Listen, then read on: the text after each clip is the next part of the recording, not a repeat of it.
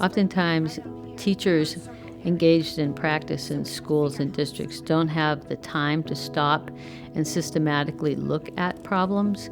The continuous improvement process provides a particular process that they can engage in that allow them to stop, identify the problem to be solved, dig into that problem, gather data, make sense of that data, and act upon it.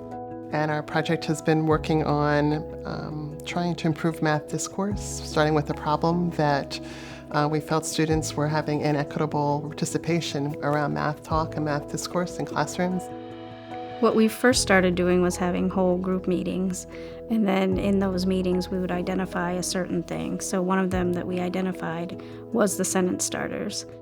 Teachers went in and tried one set of sentence starters, applied different data collection strategies. So some used popsicle sticks, others used check marks, and so on to track how many students were engaged and which sentence starters they were using in the context of problem solving. Continuing to refine the process and answer additional questions or make other refinements of the process in the classroom.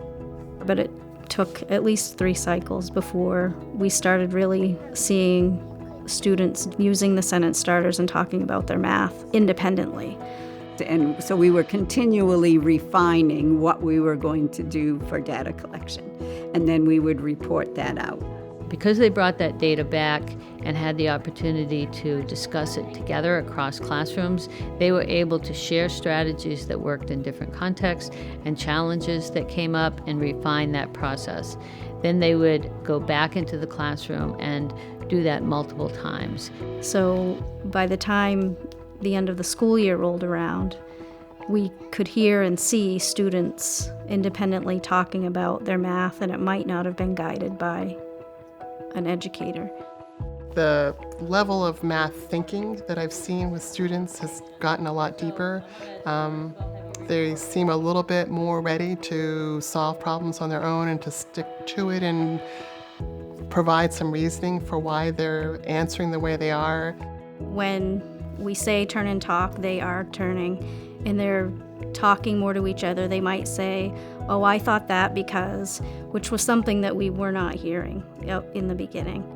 And to think that, they're 5 years old and they're really able to tell you what they're thinking is huge.